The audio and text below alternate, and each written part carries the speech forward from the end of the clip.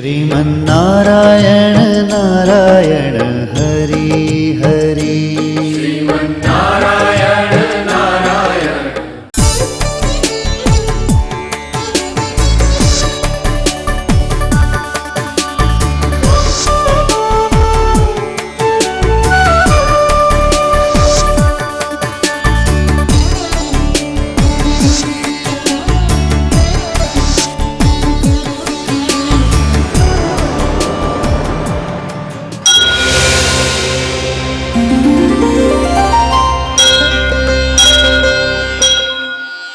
ఈ కార్యక్రమం సమర్పిస్తున్నవారు అవార్డు గ్రహీతల మొట్టమొదటి ఏకైక original Thanjavur art academy, Kalasri Thanjavur art academy, door number 1164, near Panjagutta colony signals, Srinagar colony X road నుండి 9వ బిల్డింగ్, ఇండియన్ ఓవర్సీస్ బ్యాంక్ ప్రక్కన, హైదరాబాద్ 73. Website www.kalasriarttemple.com। श्रीमन्नारायण नारायण हरि हरि श्रीमन्नारायण नारायण हरि हरि श्रीमन्नारायण नारायण हरि हरि श्रीमन्नारायण नारायण हरि हरि। త్రికళా జ్ఞానంలోనికి సుస్వాగతం. శ్రవణ నక్షత్రాన్ని గురించి తెలుసుకుంటూ వస్తున్నాం. అతి శక్తివంతమైన దేవగణ నక్షత్రం ఇది. ఈ నక్షత్రానికి ముఖ్యమైన అదృష్ట వృక్షము జిల్లేడు. నెలకొక్క మారైన మీ జన్మ నక్షత్రం ఏ రోజున ఉందో ఆ రోజున వెళ్ళి ఆ జిల్లేడు వృక్షానికి పూజించి వస్తే మంచి సత్ఫలితాల్ని పొందుతారు. శ్రవణ నక్షత్ర జాతకులకు ఉత్తర దిశ అదృష్ట దిశ, మరకత పచ్చ వీరికి అదృష్ట రత్నం. ఆ రత్నము వైశ్య వర్ణమైతే మరింత ధనాకర్షణ కల రత్నం అవుతుంది.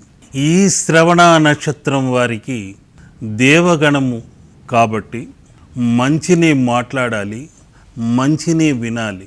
అందుకని స్త్రీలైతే వారు చంద్రాంశము కాబట్టి ముత్యములు కల కమ్మలను ధరించవచ్చు, వజ్రములు కల కమ్మలను ధరించవచ్చు. మరింత శక్తివంతమైన అదృష్ట తరంగాలు వీరి శ్రవణేంద్రియములలోనికి ప్రవేశించి ఈ మేధస్సు మొత్తం అదృష్ట తరంగాలతో నిండి వాక్కు మంచిగా ఉంటుంది, ఆలోచించే విధానం మంచిగా ఉంటుంది. త్రికరణ శుద్ధిగా వీరు ప్రతి పనిని అతి శక్తివంతంగా చేయగలరు. ఈ శ్రవణేంద్రియ అలంకారం అతి ముఖ్యమైనది. ఈ మకర రాశి వారికి మరొక ముఖ్యమైన జల సంబంధమైన గండకీ నది సంబంధమైన అతి అదృష్టకరమైన రత్నం లాంటి రాయి ఒకటి ఉంది.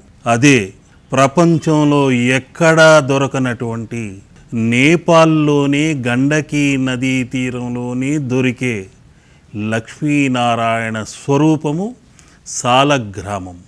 ఆ సాలగ్రామమే అతి శక్తివంతమై సుదర్శన చక్ర ఆకారముతో ఓం ఓం అని ప్రతిధ్వనులతో ఇలా సుదర్శన తత్వముతో ఉంటుంది. దీనినే లక్ష్మీనారాయణ స్వరూపం అంటుంటాం. సాలగ్రామం ఏ ఇంటనైతే ఉంటుందో ఆ ఇంట కనకదార పంట పండి తీరుతుంది. అతి పవిత్రమైన సాలగ్రామం ఇది, విష్ణు స్వరూపం ఇది. ఈ సాలగ్రామాన్ని పూజిస్తూ వస్తే తప్పకుండా మంచి సత్ఫలితాల్ని పొందుతారు. స్త్రీలు పూజించేటప్పుడు తప్పనిసరిగా ఒక విషయం గుర్తుంచుకోవాలి. చేతులకు పసుపు రాసుకొని ఈ సాలగ్రామాన్ని తగలాలి, పూజించాలి. ఇది ముఖ్యమైన విషయము. ఈ సాలగ్రామ శిలలు ఎక్కడైతే ఉంటాయో అక్కడ లక్ష్మీ కరుణ కటాక్ష వీక్షణం ఉంటుంది. అటువంటి జనధనాకర్షణ కలదే తిరుమల కొండ. ఆ తిరుమల కొండపైనున్న ఆ తిరుమలేశుడు వెంకటేశ్వరుడు సాలగ్రామ శిల. అందుకని నిత్యం జనప్రవాహం, ధనప్రవాహం అక్కడ జరుగుతూనే ఉంటుంది. అది ఆగదు. త్రికాల జ్ఞానము ప్రకారం ఆనాటి నుండి ఈనాటి వరకు ఏ నాటికి ఆ ధన ప్రవాహం అన్నది ఆగదు. ఇక్కడే కాకుండా తిరువనంతపురంలో ఈ సాలగ్రామములన్నింటినీ కలగలిపి ఒక అనంతశయన మూర్తిగా అక్కడ మలచటం జరిగింది. అందుకని ప్రపంచంలో ఎక్కడా లేనటువంటి అనంత సంపద ఆ అనంత పద్మనాభ స్వామి ఆలయంలో చేకూరుంది. నేను ఈ ప్రయోగాన్ని చేస్తూ ఈ విగ్రహాన్ని మలిచి చూడాలని, కొలుచుకోవాలని ప్రయత్నాలు చేస్తున్నాను. ఆ సమయం వచ్చినప్పుడు 108 రోజులు నిష్టగా ఉండి ఆ విగ్రహాన్ని మలిచి అందరూ తరతరాలు కొలిచేలాగా ఆ ఆలయ నిర్మాణంలో ఇదొక ప్రతీకగా నిలబడాలి. వచ్చిన వారందరికీ మంచి ధనాకర్షణ కలగాలి అనే సంకల్పంతో ఆ శిల్పాన్ని చెక్కుతున్నాను. ఇక శ్రవణ నక్షత్రం వారికి అతి ముఖ్యమైన మరొక విషయం తెలియచేయాలి. ఒక్క శ్రవణ నక్షత్ర జాతకులకే కాదు, అందరికీ వర్తిస్తుంది. కానీ శ్రవణ నక్షత్రం అన్నది 22వ నక్షత్రం. ఇక్కడ ఒక వింత విషయము, మర్మము దాగి ఉంది. 22 2 + 2 2 అనే సంఖ్య చంద్రుడి సంఖ్య. ఈ శ్రవణ గ్రహాధిపత్యము చంద్రతత్వము. ఈ చంద్రతత్వమే ఒక చంద్రుడు ప్లస్ మరొక చంద్రుడు 22 అయినది. 2 + 2 కూడితే 4 అయింది. 4కు అధిపతి రాహువు, కానీ శక్తి సంఖ్య ఇది. దుర్గామాత పరమాత్మ సంఖ్యగా ఇక్కడ కూర్చుని ఉంది, అమ్మవారిగా కూర్చుని ఉంది. ఈ అమ్మవార్లే ఆ స్వామికి ఆత్మలకు మనోకారకమై అటు 2 + ఇటు 2 శ్రీదేవి భూదేవి అని ఆత్మకారకమై శక్తి స్వరూపములై ఆయన హృదయాన వక్షస్థల నివాసినిలై వారు కొలువై ఉన్నారు. ఆ హరి వక్షస్థల నివాస తత్వముతో చంద్రకారకమై ఆ వెంకటేశ్వరుడు శ్రవణ నక్షత్ర అదృష్ట నిలయమై 2 + 2 2 చంద్రుళ్ళై, ఒకవైపు పూర్ణచంద్రుడు, వృద్ధిచంద్రుడు, శుక్లచంద్రుడు, మరొక వైపు క్షీణచంద్రుడు, కృష్ణచంద్రుడు, ఇలా 2 వృద్ధి క్షీణం అనే తత్వాన్ని తెలియచేస్తూ, చంద్రతత్వాన్ని తెలియచేస్తూ వచ్చేదే ఇరు తిరునామములై ఆయన హృదయాన అమ్మవార్లు వెలిశారు. ఆయన తిరునామములో దాగిన అతి ముఖ్యమైన సంకేతము కూడా అదే. ఆ 3 నామాల మధ్య ఉన్న ఎర్రటి జ్యోతి నామము, తిరునామము ఆ సుషుమ్న నాడి అని దివ్యతత్వాన్ని తెలియచేసేది. ఇక్కడ మరొక ముఖ్యమైన విషయాన్ని మీకు తెలియచేయాలి. 2 చంద్రుళ్ళు ఎందుకు వచ్చారు, ఈ శ్రవణ నక్షత్రానికే 22వ సంఖ్య ఎందుకు వచ్చింది అని మరో కోణములో ఆ వెంకటేశ్వరుడు వైకుంఠవాసుడు చంద్రాంశ సంభూతుడు, కేశవుడు ఆ చంద్రతత్వముతో ఉంటే శివుడు చంద్రశేఖరుడై మరొక వైపు ఉన్నాడు. హరిహరాదులు ఈ విధంగా ఇరు చంద్రతత్వముతో ఉన్నవారే. ఒకవైపు శ్రవణ తత్వము చంద్రతత్వమే శ్రీమన్నారాయణుడు, మరొక వైపు చంద్రశేఖరుడు చంద్రుడిని శిరో అలంకృతమై తన శిరస్సున ధరించి ఉన్నాడు. ఇవి 2 మనోకారకములైనవి. ప్రపంచ మానవాళి మనోకారకములు మొత్తమే ఆయన శిరస్సున ధరిస్తే ఈయన వెంకటేశ్వరుడు హృదయాన ధరించాడు. ఇలా ఎన్నో మర్మాలు ధర్మాలు దాగి ఉన్నాయి. తిరుమల కొండలోని ఆ సాలగ్రామ శిలను గురించి పరిశోధిస్తే అది బాలా త్రిపుర సుందరి తత్వముతో ఒకానొక కాలంలో ఉండేది. బాలాజీ అమ్మవారు అన్నారు. అందుకని ఆ కాలంలో ఆది శంకరాచార్యుల జనధనాకర్షణ చక్రము వలన భయపడిన జనం మెల్లమెల్లగా ఆకర్షితులై ఆ కొండకు వెళ్ళేవారు. ఆ తర్వాత శైవులు అక్కడున్నది ఈశ్వరుడే అని వాదించారు. ఆ తర్వాత వైష్ణవులు అక్కడున్నది వెంకటేశ్వరుడే అని వాదించారు, విష్ణు అంటూ వాదించారు. ఆ తర్వాత మరొక వాదం కూడా ఉంది. శ్రవణ అనేది మెల్లగా చెప్పగలిగితే శరవణ అంటే, శరవణ అంటేనే సుబ్రహ్మణ్య స్వామి. ఆ సుబ్రహ్మణ్య స్వామికి కూడా తిరుదేవిలు ఉన్నారు. ఆ ఇద్దరు భార్యలతో వల్లి దేవయాని అనే భార్యలతో కుమారస్వామి ఉన్నాడు. ఆ శరవణ భవుడే తిరుత్తణి ఆలయాన ఉన్నాడు. తిరుపతికి సమీపంలోనే ఉంది ఈ ఆలయం. అక్కడ కూడా తలనీలాలు సమర్పించే పద్ధతి ఉంది, లడ్డూ ప్రసాదంగా స్వీకరించే పద్ధతి ఉంది, మొక్కుబడులను చెల్లించే పద్ధతి ఉంది.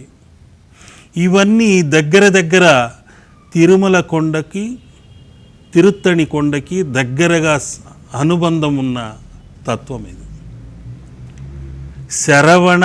శ్రవణ అన్న దగ్గర పోలికలు, ఒకటే పోలికలు ఉన్నాయి. ఆ వెంకటేశ్వరుడు 3 ముద్రలతో మనకు అక్కడ కనిపిస్తున్నాడు.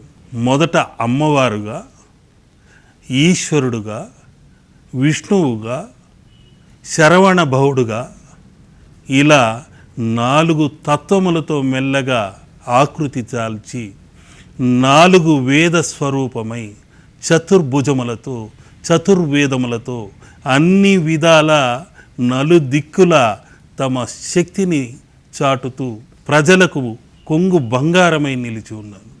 దేవుడు ఒక్కటే, ఇవన్నీ మనం కల్పించుకున్న పేర్లు. అందులోని మూల శక్తిని మనం ఆరాధించాలి, నిస్వార్థంగా ఆరాధించాలి. అప్పుడే ఆ దేవుడి కరుణ కటాక్ష వీక్షణం, ఆ లక్ష్మీ కరుణ కటాక్ష వీక్షణం మనపైన ప్రసరిస్తుంది. ఇవన్నీ కలగలిపి ఒక ముద్రగా చిత్రించగలిగితే, నా సాధన అందులో ఇమిడ్చి మీకు అందించగలిగితే నేను ధన్యుణ్ణి. మీకందరికీ ఉన్న కష్ట నష్ట దోషములన్నీ తొలగి అన్నింటా విజయాన్ని చేకూర్చే అతి ముఖ్యమైన ముద్రని నేను ఇప్పుడు చిత్రించి చూపించబోతున్నాను. వెంకటేశ్వర, సుబ్రహ్మణ్యేశ్వర, మకర త్రికార షట్కోణ ముద్రని మనం ఇప్పుడు దర్శించుకుంటున్నాం.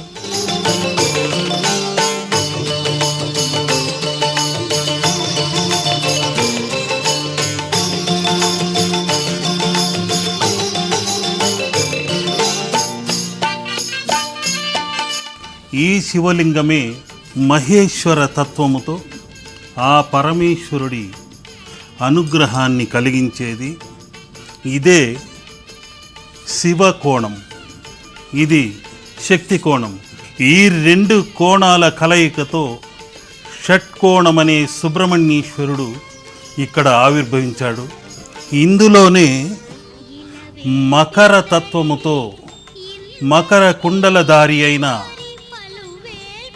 ఆ తిరుమలేశుడు మరి కాసేపట్లో మీకు సాక్షాత్కరించబోతున్నాడు.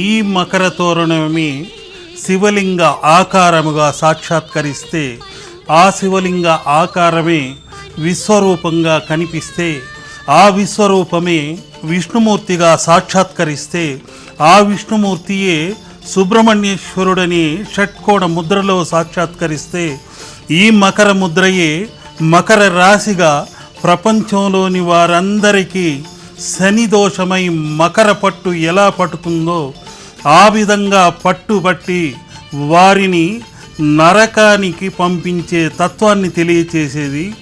అటువంటి మకరమే లక్ష్మీ కటాక్షాన్ని కూడా కలిగించేది, శిక్షను ఇచ్చేది, రక్షించేది ఈ మకర అంశము గల రాశియే. ఆ రాశినాథుడే శనీశ్వరుడు. జననం తర్వాత శిక్షనిచ్చేవాడే శనీశ్వరుడు, మరణం తర్వాత శిక్షను ఇచ్చేవాడే యమధర్మరాజు. వీరిరువురే ఆ సూర్యనారాయణ పుత్రులు, ఛాయాపుత్రులు. వీరు అగమ్యంగా ఛాయారూపంలో ఉండి మనం చేస్తున్న పాపాలను లెక్కించి దానికి తగ్గట్టు శిక్షను విధించి ఈ మకరమనే వాహనమును పంపి వారిని వ్యసనాల ఊబిలోనికి లాగి నిలువెత్తున ముంచివేసేదే మకర తత్వమనే దుర్వ్యసనములు. అదే మకరము మకర నిధి అయి కుబేరుడి ముందు ఉన్నది. తరతరములకు తరగని నిధి అది. అదే మకర నిధి, అతి ముఖ్యమైనది. ఆ మకర నిధి ఎక్కడుందయ్యా అంటే ఈయన వక్షస్థలంలో ఉంది.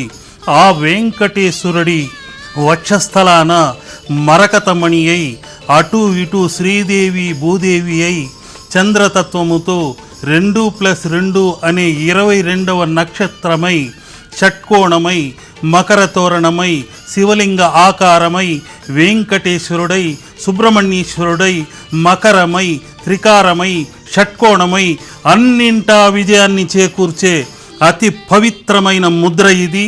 ఈ త్రిశక్తి ముద్రలే మీ ఇంట ప్రవేశించి అదృష్ట తరంగాల్ని అందచేయాలని కోరుకుంటున్నాను. ఆ వెంకటేశ్వరుడు, ఆ సుబ్రహ్మణ్యేశ్వరుడు, ఆ మకార త్రికార తత్వముతో షట్కోణ సుబ్రహ్మణ్యేశ్వరుడు మీ ఇంట ఉన్న కుజదోషములను తొలగించాలి, కేతు దోషములను తొలగించాలి. కుజదోషములే కాకుండా శని దోషములే కాకుండా అన్నింట విజయాన్ని కలిగించి సకల పాపములను హరించి హరిద్ర ముద్రగా ఈ ముద్రని నేను అందిస్తున్నాను. తప్పకుండా మీరు ఈ చిత్ర దర్శనముతో అష్టైశ్వర్య భోగభాగ్యములు మీకు కలగాలని కోరుకుంటున్నాను.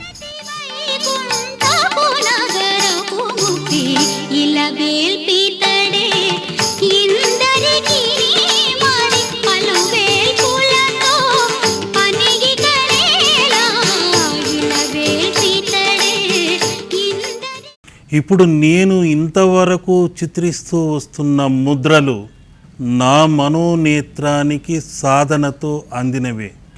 ఎక్కడ ఆధారాలంటూ లేవు.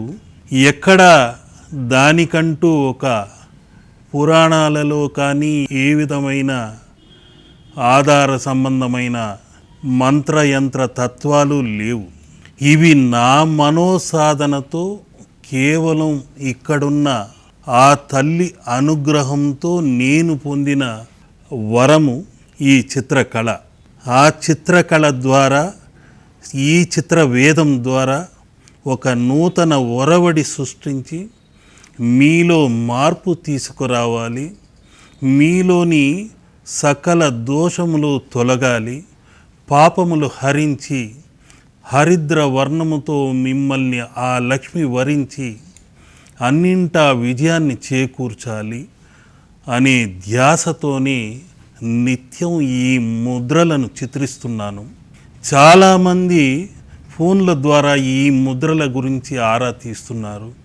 మంచిదే, వీలైనంత వరకు మీరు టీవీలో చూసి ఫోటోలు తీసుకోండి అంటున్నాను. రాలేని వారికి పోస్టు ద్వారా ఎటువంటి వ్యాపార పద్ధతిలో నేను పంపించటం లేదు. ఎవరైనా ఇక్కడికి రావటం జరిగితే ఇక్కడున్న నవగ్రహ అనుగ్రహ తరంగములతో ఉన్న శ్రీచక్ర పూజితముతో ఆ చాముండేశ్వరి తల్లి అనుగ్రహంతో పూజించి మీకు అందచేస్తే ఆ దైవ సహాయంతో ముందడుగు వేసి మీరు అన్నింటా విజయాన్ని సాధించాలని ఈ ముద్రలన్నిటినీ చిత్రిస్తున్నాను. కానీ ఒక చిన్న బాధాకరమైన విషయం ఏంటంటే ఈ ముద్రలని కొందరు కత్తరించి పేర్లు కనిపించకుండా సగం ముద్రలతో వ్యాపార పరంగా వారిని మెప్పించటానికి అమ్ముకుంటున్నట్టు తెలిసింది. ఇటువంటి పనులు చేయకుండా మీరు స్వయంగా ఆలోచించి ముద్రలను సృష్టించి అమ్మండి, తప్పులేదు. కానీ దయచేసి ముద్రలని సగభాగంగా కత్తిరించి అమ్మటం చాలా తప్పు. అటువంటి తప్పులు చేయకండి. ఇవన్నీ అదృష్ట చిహ్నాలు, దైవబలంతో సృష్టించబడిన ముద్రలు. దయచేసి ముద్రలను అర్ధరహితంగా కత్తరించి అమ్మకండని నా విన్నపం. ఎవరైనా కావాలని వెతుక్కుంటూ వస్తే ఉచితంగా ఇవ్వడానికైనా నేను సిద్ధంగా ఉన్నాను. ముద్రలని మాత్రం కత్తరించి సగభాగంలో అమ్మటము, ఇవ్వటము, ఉచితంగా ఇచ్చినా కూడా పూర్తిగా ఇవ్వండి. ముద్ర పరిపూర్ణంగా ఉంటేనే, మంత్రాక్షరాలు పరిపూర్ణంగా మంత్ర విస్ఫోటనం కలిగేలా ఉంటేనే దాని ఫలితం మీకు చేకూరుతుంది. చిత్రకళ అన్నది దొంగతనం చేసేది కాదు, సంకల్పంతో వచ్చేది, మనోసాధనతో నివేదనతో చేసేవి. ఇటువంటి పవిత్రమైన ముద్రలని వారానికి ఒక్కరికి మాత్రమే ఆలయ నిర్మాణం కోసం ఒక ముద్ర 9,000 రూపాయలు పెట్టడం జరిగింది.